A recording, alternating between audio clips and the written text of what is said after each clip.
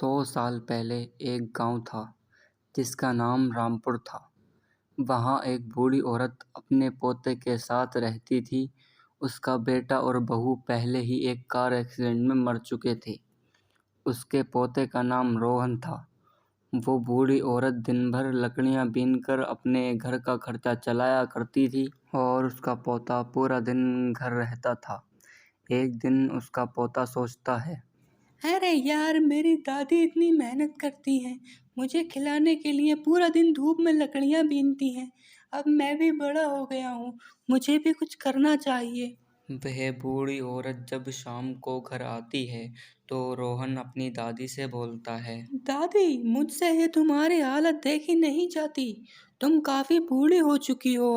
अब तुम आराम करो। अब मैं काम क्या करूँगा? कल से मैं काम देखने जाऊँगा। दादी बोलती हैं, अरे नहीं बेटा, तुम अभी काम पे मत जाओ। तुम अभी बहुत छोटे हो, जब बड़े हो जाओगे तो जाना। फिर अगले दिन रोहन काम की तलाश में निकल जाता है और एक सेठ के पास जाकर बोलता है, सेठ जी, मैं यहाँ नौकरी की तलाश में आया हूँ। मैं बहुत परेशान हूँ। अगर आप मुझे नौकरी दे दें तो आपकी बड़ी मेहरबानी होगी। अरे यार, हमारे यहाँ तो सब आदमी पूरे हैं, हमें किसी की ज़रूरत नहीं है।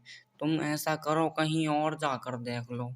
फिर रोहन वहाँ से आ जाता है और एक दूसरे आदमी के पास जाता है, लेकिन वो भी मना कर देता है। ऐसे काफ़ी आदमियों के पास जाता है लेकिन सब मना कर देते हैं। काफ़ी दिन तक वह ऐसे ही काम की तलाश में घूमता रहता है लेकिन उसे काम नहीं मिल पाता है।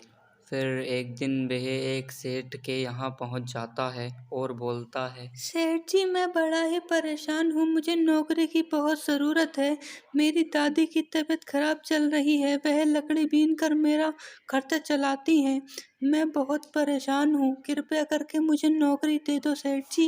यार, मेरे पास तो आदमी पूरे हैं, मैं तुम्हें कैसे काम पे रख लूँ? और तुम्हारी मजबूरी देखते हुए सोचता हूँ कि तुम्हें काम पे रख लूँ।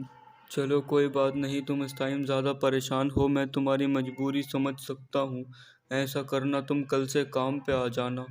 लो, कुछ पैसे ये एडवांस रख लो। फिर रोहन वहाँ से अपने घर आ जाता है और आकर दादी को सारी बात बताता है। दादी, मुझे नौकरी मिल गई। वो सेठ जी बहुत अच्छे हैं। उन्होंने मुझे नौकरी दे दी और ये कुछ पैसे भी दिए हैं एडवांस। यह देखकर उसकी दादी बहुत खुश हो जाती है। वह दोनों फिर से एक अच्छी ज़िंदगी जीने लगते हैं।